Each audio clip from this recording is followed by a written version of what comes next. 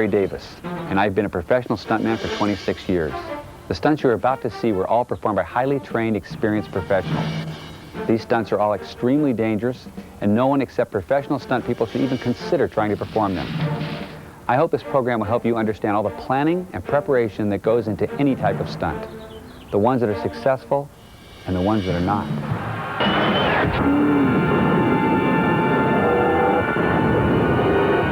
When it comes to daredevil stunts, motorcycle jumps are always thrilling for the live stadium audience when they are successful, and most always a bone-shattering experience when they go bad.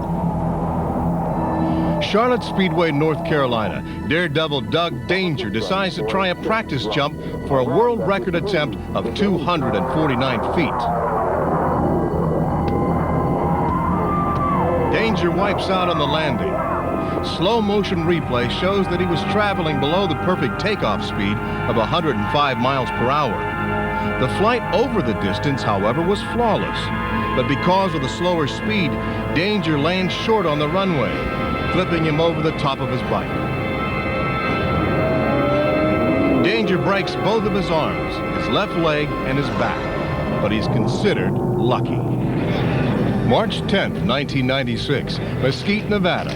Motorcycle daredevil Butch Laswell will attempt to jump across a freeway overpass. The wind is strong, but Laswell decided to go for it.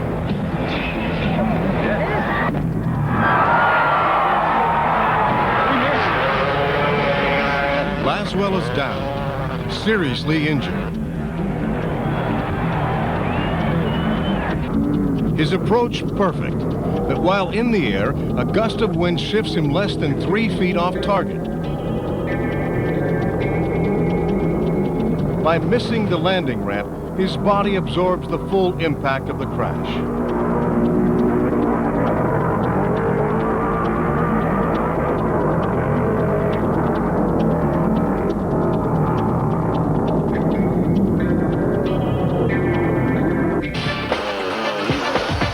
April 13, 1992, Sydney, Australia.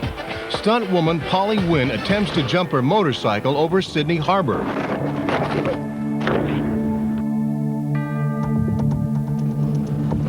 Polly accelerates too much at the bottom of her takeoff ramp.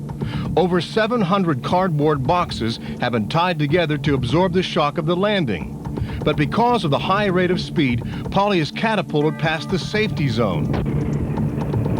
Unbelievably, she sustains no major injuries. The undisputed king of motorcycle daredevils is Evel Knievel. For 3 decades, the entire world was a witness of his success or failure. His most memorable stunt gone bad was in 1967, Caesar's Palace, Las Vegas, Nevada.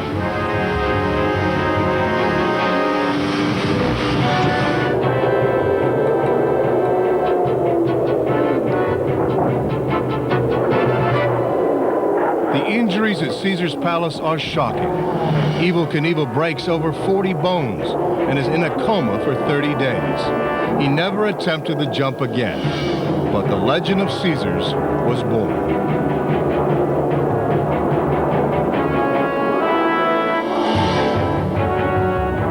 It took 13 years to get approval for stuntman Gary Wells to attempt to once again jump the fountains at Caesar's Palace. We've had 5 approaches so far. This appears to be at 90 miles an hour. He's up. 23-year-old Gary Wells. He's missed it. He's in trouble. He's in trouble. He's down. He's hurt. My God, he's not even moving. He's hurt. He's hurt. Gary Wells breaks his back, both legs, both lungs collapse, and his aorta is ripped from his heart. But he survives. Wells claims that the reason this stunt went bad was because someone moved his landing ramp during the night. The fountains of Caesar's Palace claim another rival, and the legend continues.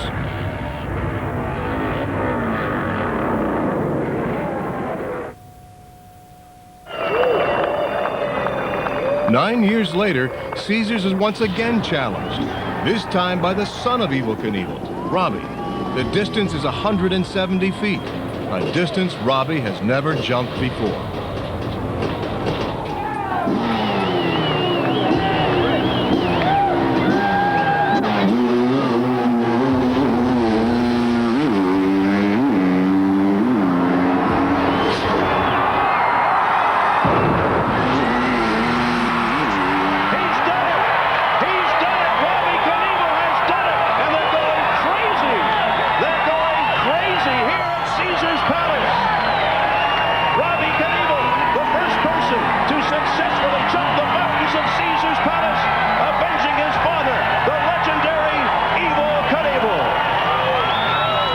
Captain Robbie Knievel is the only human to conquer the fountains of Caesar's Palace.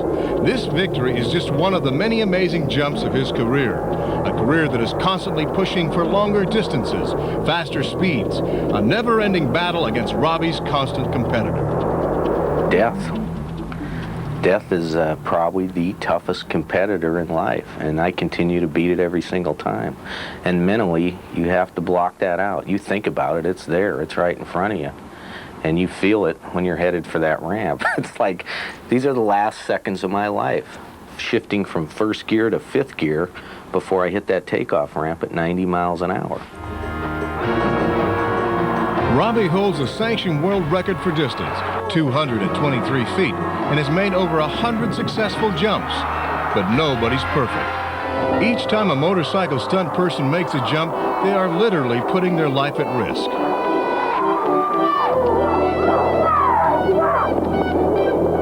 To even attempt a daredevil stunt, they must race to speeds between 70 and 100 miles per hour. And when a stunt goes bad, there are no nets, no airbags, nothing to protect their bodies. Most people would say that Evel Knievel is the greatest daredevil in the world, but that's not what Evel says. I am not the greatest daredevil in the world. I am absolutely not. I am the father of the greatest daredevil in the world. And I would like to introduce you to my son, Robbie, the greatest daredevil in the world. Without a doubt, Captain Robbie Knievel is following in his father's skid marks. His successful jumps are as spine-tingling as his dad's, and his wrecks are spine-crushing. Aloha Stadium, Honolulu, Hawaii. Robbie lands short. His back wheel clips the front of his landing ramp, flipping him off his bike at 88 miles an hour.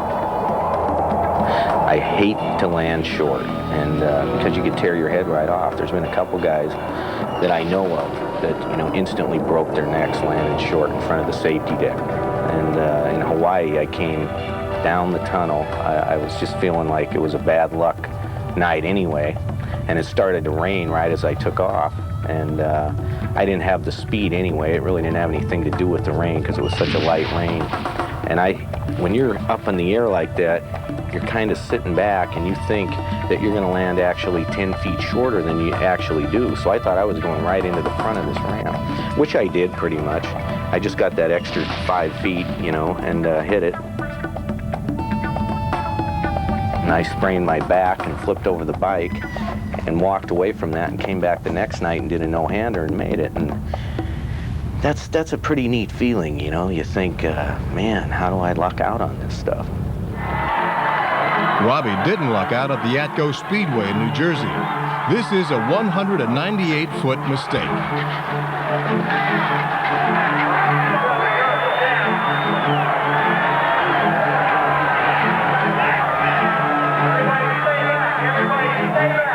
And it just feels like your back breaks in half when you hit, you know, you hit the ground.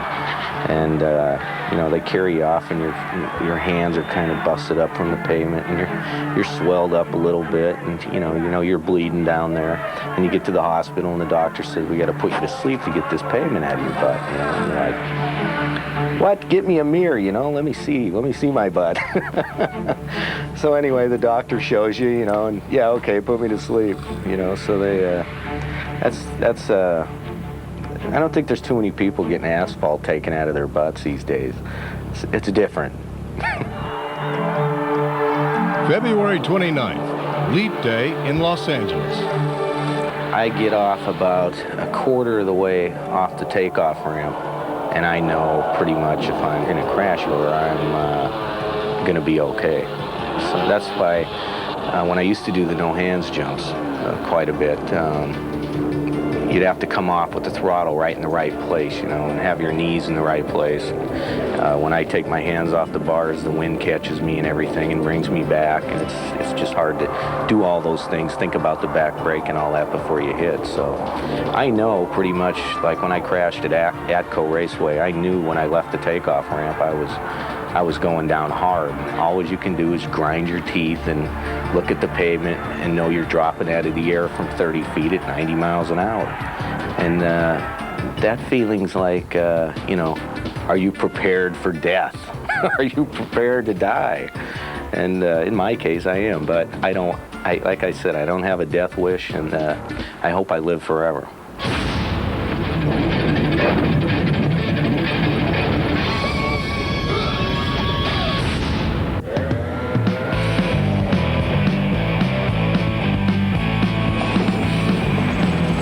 In the high-speed, high-octane world of powerboat racing, accidents happen.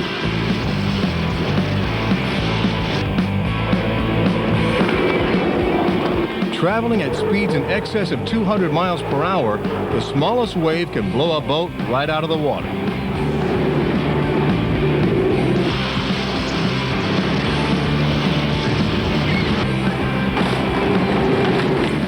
In between heats of major boat races, hydro stuntmen put on shows for the land-based audience. These stunt drivers actually plan to abandon their ships.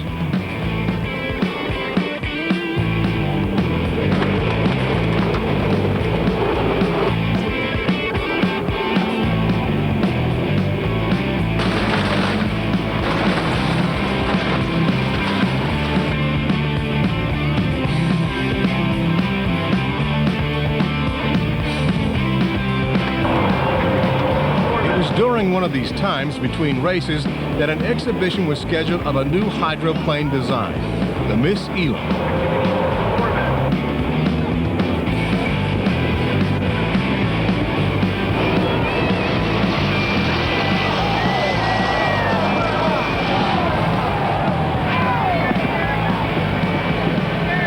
The Miss Elam was built with extra weight in the front, so if she caught air, she wouldn't flip over. That part of the design worked perfectly, but the extra weight caused the front to whip downward at the exact moment of impact. The injuries to driver Ken Dryden were serious. At that point, it sheared the cockpit up right about leg level, and I received 7 broken bones in my legs and 3 broken vertebrae in my back. Once the boat gets in the air, you've got, in that particular boat, we probably had 7 to 10 seconds before, from the point of lifting off to impact. You got time to shut the motor down. I had time to take my fingers, let go of the steering wheel, tuck them inside my shoulder harnesses. Just about busted all my fingers doing it. But that's what saved my hands, because the whole cockpit came off and flipped down and underneath the boat, and the boat still had forward momentum. And that's what broke my legs, folded my legs back underneath the boat.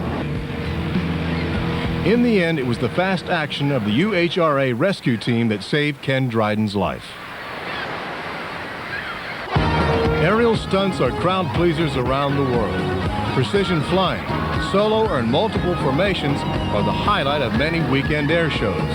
But as stunt pilots push the envelope, the risk increases, and one slight error can cause disaster.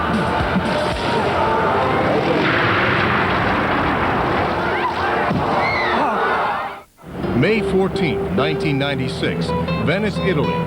A team of vintage biplanes soared through a series of rolls, spins, and loops. And then, without warning,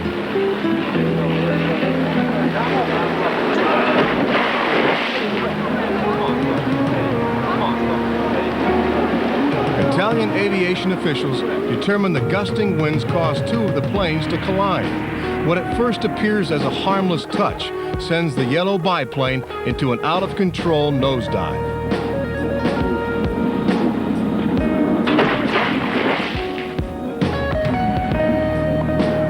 Rescue teams responded immediately. The pilot was thrown out of the cockpit by the impact. He is seen here floating on the wing of the aircraft. Miraculously, he suffers only lacerations to his arms and face and 2 broken ribs. Paris, France.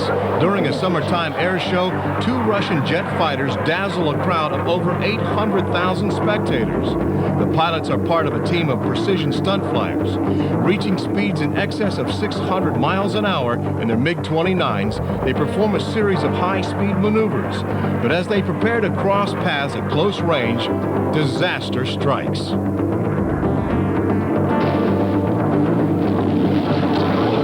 pilot Sergei Treshtikov ejects from his damaged fighter, he sees the jet that was piloted by his good friend Alexander Popov burst into flames.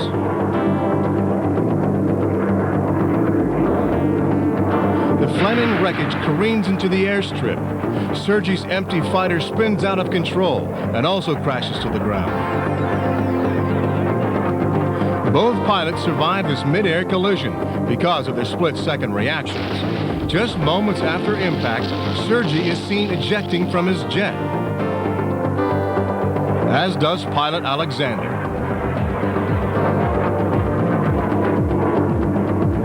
Amazingly, the flaming wreckage that was once the two MiG-29s fall harmlessly to the ground. There was not one single injury, and both pilots are still performing aerial stunts in Europe today.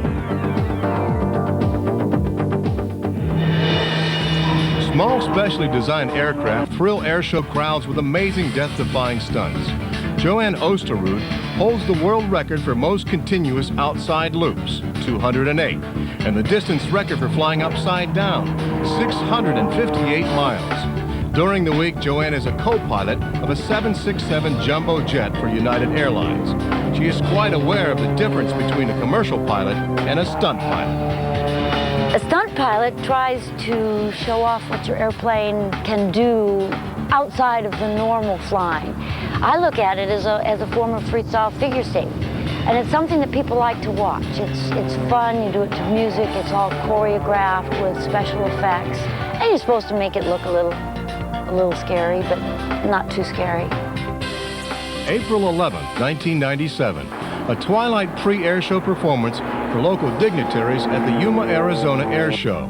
Joanne will attempt a ribbon cut while flying her plane upside down, just inches above the runway. Her first two passes go as planned. She is scheduled to cut the ribbon on the third pass as fireworks illuminate her mark, but her plane drops too low. The first pass was fine. Second pass, I came through and went under it. No problem. There was still time to go back through it one more time. And I remember the turnaround, and I remember rolling upside down and getting that sight picture, because that's what you really concentrate on, is what you see. You bore sight your point of entry. And I can't remember anything more until just at the impact. And even then, I don't remember a visual picture until the slide started. From my point, all I could see were sparks right in front of my face and the dirt. I remember the dirt. Very, very close. It was not a fun thing to do. To the amazement of the stunned crowd, Joanne walked away from the wreckage uninjured. And to everyone's surprise, she walked up to the grandstand and apologized to the audience for crashing in front of them, explaining that this was not the way she wanted to end her career. The way I want my career to end is when I die in my sleep. The one thing I do not want is somebody ever to say that I died doing what I love doing. Magic, first performed by Houdini, have been the source of many tragic stunts gone bad. Fresno, California, Halloween night, Joe Burris will attempt one of Houdini's most famous escapes, buried alive. Burris will be placed in a see-through coffin. First, he will be covered with dirt. And what makes this stunt so dangerous is that 6 tons of cement will be poured on top of the dirt.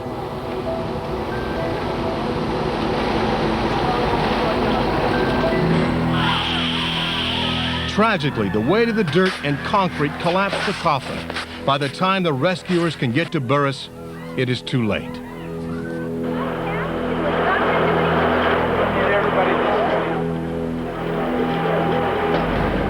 Indiana radio station owner Bill Shirk is also a Houdini wannabe. He's made a name for himself by recreating some of Houdini's most famous stunts. The deadly history of the buried alive escape is a factor in the planning of this stunt.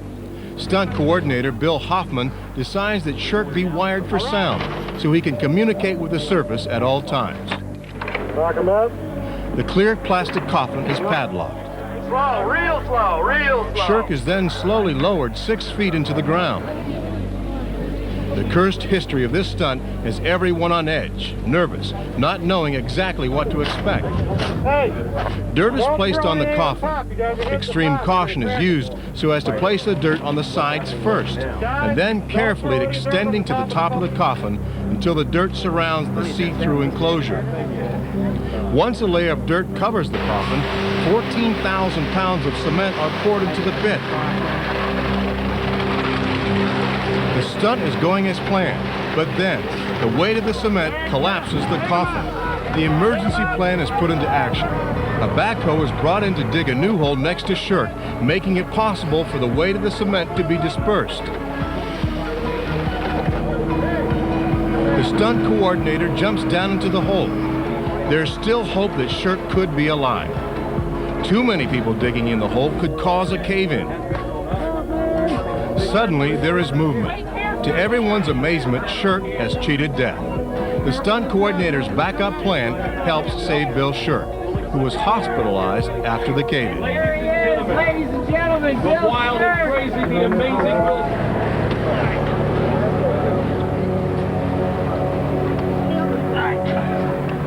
Stunts are made to look dangerous.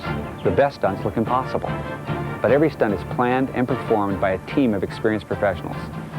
Nothing is left to chance. And nothing that appears in this program should be attempted by anyone who is not a trained, experienced stunt professional. When stunt performers choose to battle natural elements, many times the victor is Mother Nature. The Hawaiian island of Kauai, stuntwoman Maria Kelly will attempt to ride a jet ski off a waterfall, dropping over 100 feet.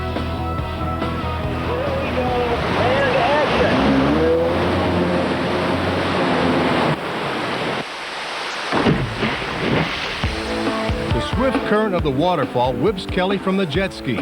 Landing head first, she sustains only minor injuries.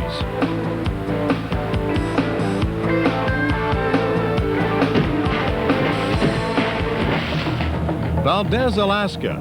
Extreme skier Garrett Bartelt will attempt to ski down an 800-foot vertical drop. 4, 3, 2, 1, he's away.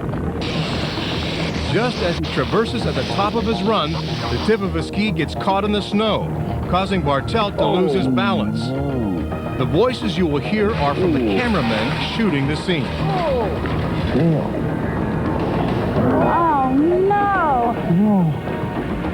Oh, he's in big trouble. Oh, right over here. He's got to be hurt. Right at the bottom of it. He's out. Yeah, he's hurt. We need serious help up there. He does seem to be conscious. He is moving. He's picked up his head. He's better than we think he is.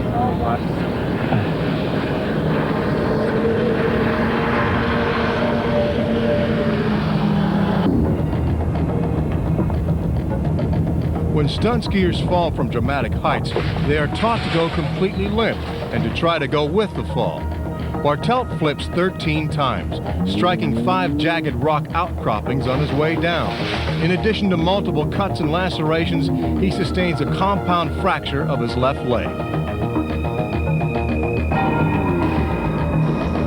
There's a risk in pretty much anything that you do, I guess. It's all calculated, you know. As far as my crash, you know, it was a bad one, but I don't think it should hold anybody else back. And, you know, I'll still be skiing. I'll be out there.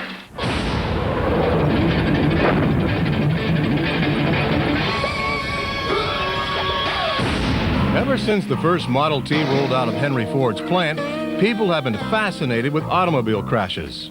As the auto became more popular, so did demolition derbies, with large crowds on hand to watch the destruction in metal-to-metal combat. Race cars certainly have the most spectacular car crashes, but not all crashes are accidents. This next collision took over 3 years of planning.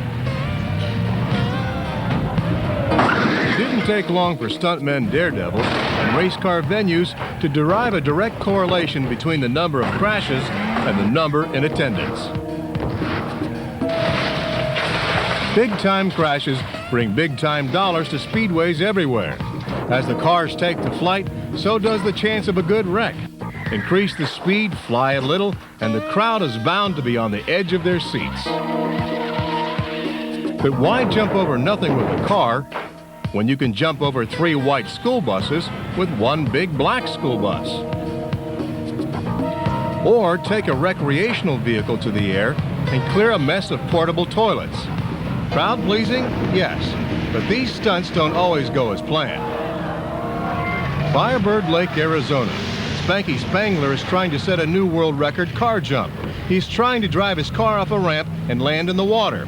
His ramp speed must be 80 miles per hour. The impact rips his hood off the car, caves in the car's windshield, and damages Spanky's emergency oxygen system.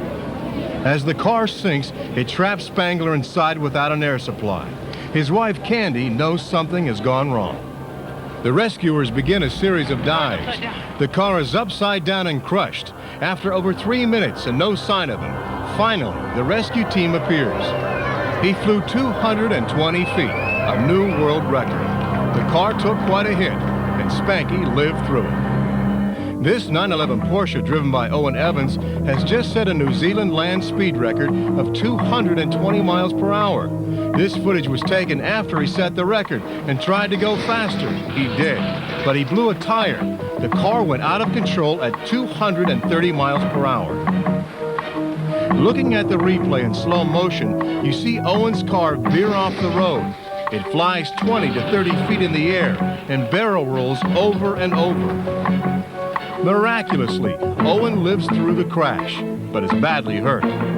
Looking at the wreckage up close, Owen's teammates wonder how he could have possibly survived such a high-speed crash. This Lincoln Continental is equipped with an aircraft jet engine and miniature wings and is about to be launched off a 200-foot ramp to break every height and distance record ever set by a passenger vehicle. The parachutes were on board for just such a problem. It's an instant disaster. The car immediately shows it has no aerodynamic abilities in the least. The driver, Ken Powers, luckily survived. When the stunt is replayed from this angle, it is amazing he lived through this entire disintegration of his rocket car. Powers was not scheduled to drive the car on this day. The original driver, Ken Carter, backed out at the last minute. Maybe he knew that this stunt was destined to go bad.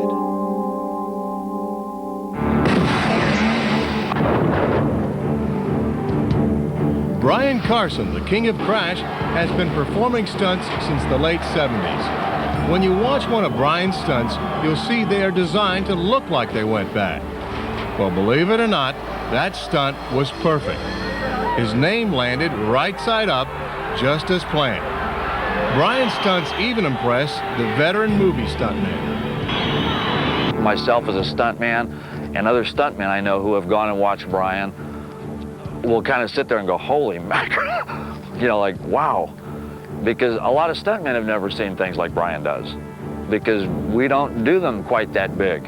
You know, there are those occasions, but a lot of times Brian has done stuff and I've sat and shook my head and wondered there's no way that he can get out of that car and he'll pop out. Before we show you some of the most unbelievable wrecks that Brian hasn't popped out from, wrecks that have occurred when Brian Carson's stunts have gone bad, it's important to understand the basic premise of how his stunts are supposed to work. Brian calculates the physics involved in each stunt. He knows he must hit his launch ramp at exactly the right speed and angle. Explosions go off as he leaves the ramp. Flying hundreds of feet, he lands in a pile of catch cars, which provides the cushioning Brian needs to stay alive inside the car. One of two things in Brian's favor is this Kevlar jumpsuit. It protects him for up to 30 seconds to get out of the car if he catches fire. The other protection Brian has is that he builds very strong cages inside the car. They've been developed over years of crashing. This particular stunt is the perfect example of how one of Brian's stunts is supposed to go. At a takeoff speed of 100 miles an hour, Brian was trying to break the record of 250 feet in the air. He shattered it by going 298 feet, 2 feet short of a football field. He landed perfectly, no injury. And this is what Brian calls a sky crash. Went through the cars perfectly, landed in the catch cars, stunt went as planned.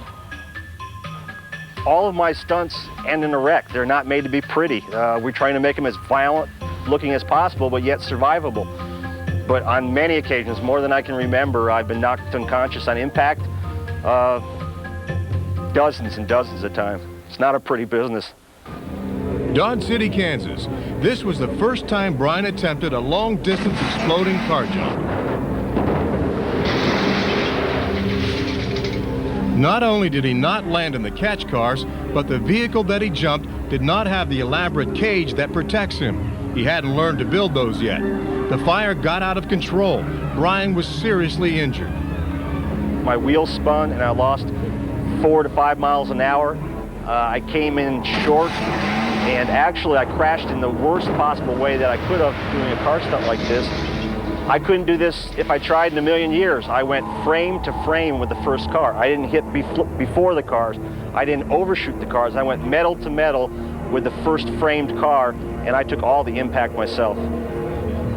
As the crowd stood and watched, it took over an hour to get him on the stretcher and into the ambulance. He had broken his left arm in over 8 different places. He broke his nose, and he had to have open reduction surgery on his arm, with 3 metal plates inserted to hold his arm back together.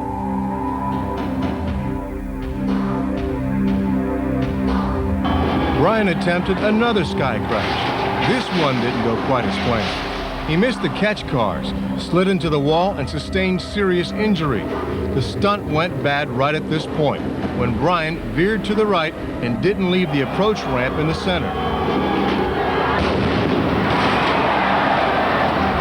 Luckily, he still hit some of the stacked cars, which greatly reduced his speed before he slammed violently into the arena wall. You might wonder, why would anyone continue to put themselves at such risk? Brian pretty much knows what's going to happen. There are unforeseen things that can take place, but Brian's not crazy. He's got a lovely wife. He's got friends that love him.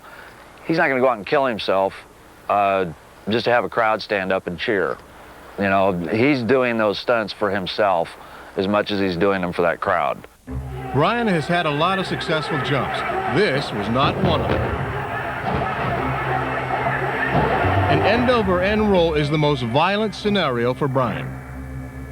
When the car launched, it went into a big arch, and the suspension wasn't right on the car, which I again learned through trial and error, and it ended up coming down. We cleared the 3 tractor trailers, but ended up coming down on its roof and then going end over end down the track. It broke apart the cage in the car. When I came to, my wife was there, and I was staring out of the back of the trunk, still helmeted in the car, but my head was in the trunk of the car. So, I mean, it was one violent wreck, and you know, we learned from my mistakes. After being unconscious for more than 20 minutes, Brian finally emerged from the vehicle. At this point, you might be saying, why would he ever put himself through this again? But it was from this crash that he learned how to build a better cage to attempt his biggest stunt ever. It took place in Laughlin, Nevada. The stunt was to drive a car up a 10-story parking structure and land in the catch cars below. It's a stunt that Brian had dreamed of doing for years, and finally, he was going to get his chance. The most difficult part was figuring out where the vehicle would land when it left the ramp. Too short or too long or to either side would certainly result in death. And the worst way it could possibly land would be upside down.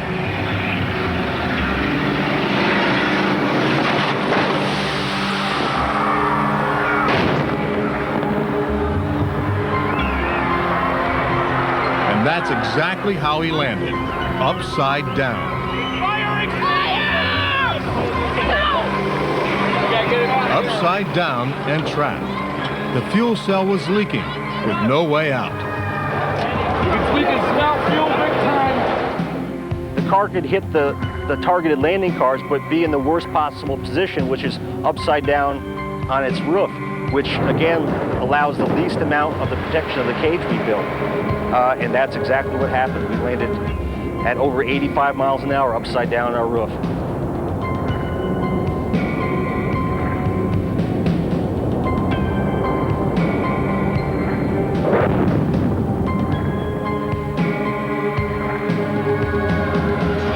But the granddaddy of all stunts going bad for Brian Carson was in Charlotte, North Carolina.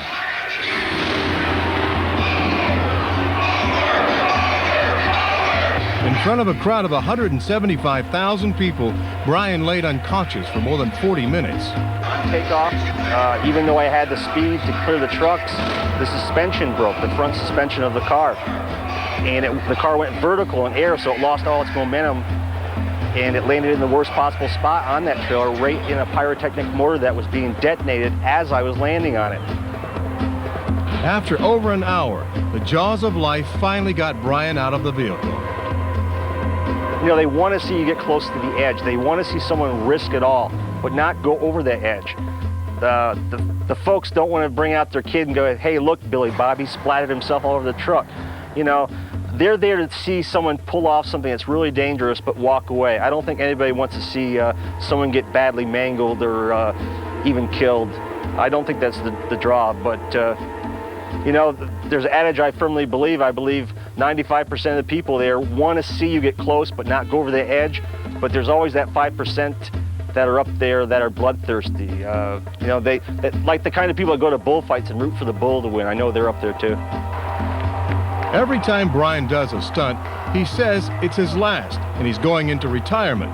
He's done that so many times, it makes you wonder what's next for the king of crash. When certain members of the scientific community examine why stunt people and daredevils choose to perform life-threatening acts, they focus on the term the T factor, the thrill factor. They do not factor in the physical training, the mathematical calculations. They look inside the mind to try to determine why they do it. When they're up there, and I've been told this by a stunt person, when they're at the apex of the death-defying act, and they're kind of in the middle and they don't know whether they're going to live or die, that's the rush that they go back for time and time again. The quest for this type of rush, this thrill, is not for everyone. It takes understanding, guts, and nerves of steel. 99% of the population of any society or people on the planet Earth do not want to defy death. I'm glad that most people don't want to do this, or we would have one hell of a violent society. It's not violence in the end. It's the act of controlled defiance. But win or lose, they are considered heroes, people some look up to, no matter if the stunts go good or when stunts go bad.